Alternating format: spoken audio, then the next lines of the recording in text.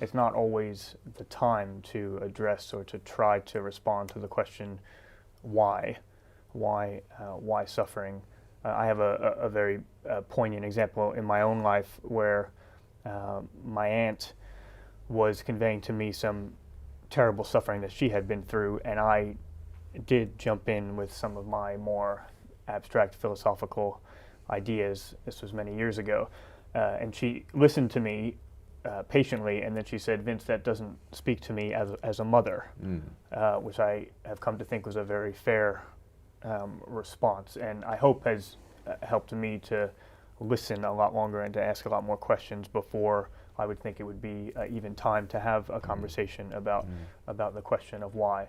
And when I listen to events like this, I mean, one thing that's important to me is I think we need to say things like that are evil, that they're objectively evil, that they really are evil. And I hope that my Christian worldview and my understanding of God allows me to do that. I mean, I see how that could easily be said of the Charlie Hebdo tragedy. In a sense, though, in what sense is a bin lorry crashing into people on the street at Christmas time evil? Is it simply just a tragic accident? I mean, do we ascribe evil in that case? Sure. I think I would want to. I would want to use strong language there. I'd want to use strong language, and I think, from my Christian point of view, not to say that there aren't other ways of talking about this, but from my Christian point of view, each life is sacred. Each person is created in the image of God. Each person is loved by God.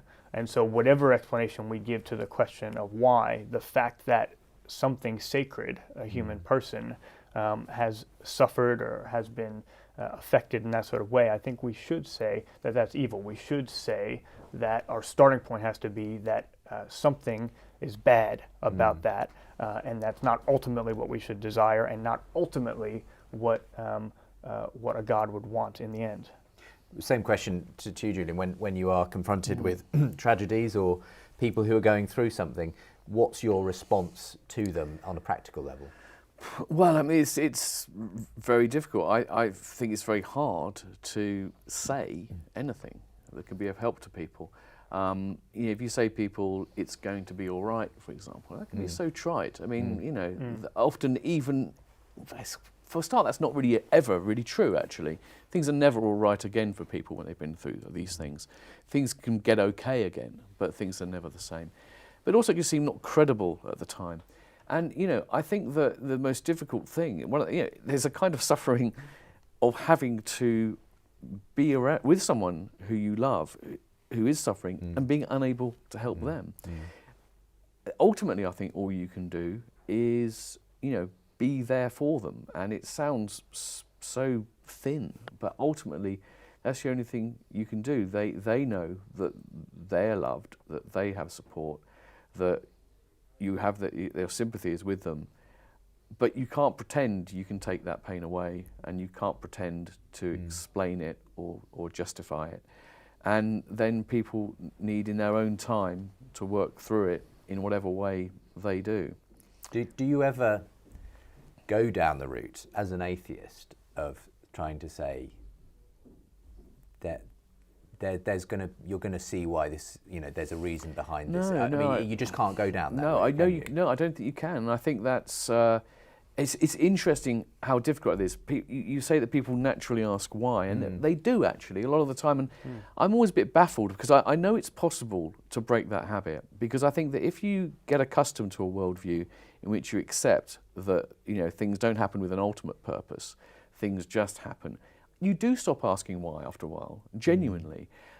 So if I've been lucky so far. I haven't had a major disease, but I had a worrying diagnosis, worrying symptoms which weren't yet diagnosed. There's a potential of being something serious and life-threatening, and I didn't ask myself, why me?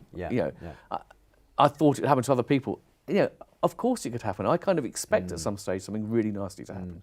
So you can get out of that way of thinking, but the default for people is to want to know why and to think there must be a reason.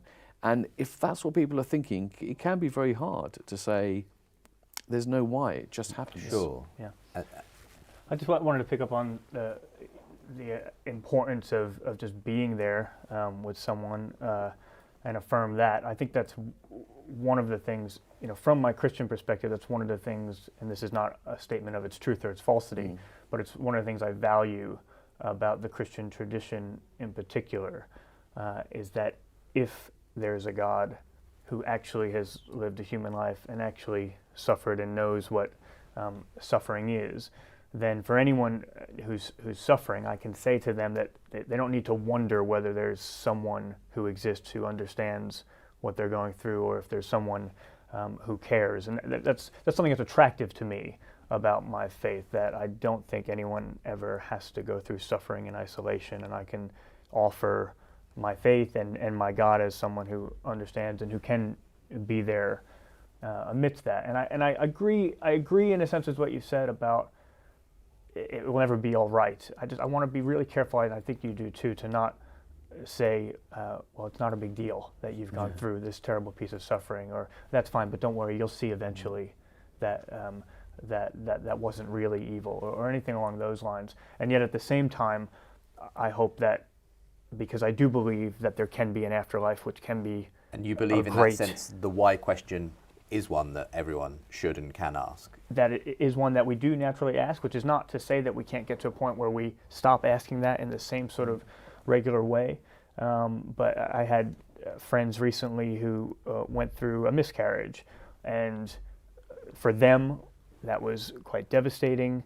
The woman had to have surgery, lost a lot more blood than she should have. It was traumatic for them, and they are Christians, and they decided to name the baby Hope, because from their perspective, they really do believe that there's the possibility of being a family together with that child in heaven, which again is not an argument for the truth or the falsity of the Christian faith. But when we're talking about how do we respond to real life suffering, it's something I really value about my tradition, that I can call it evil, but I can also say that there is real hope.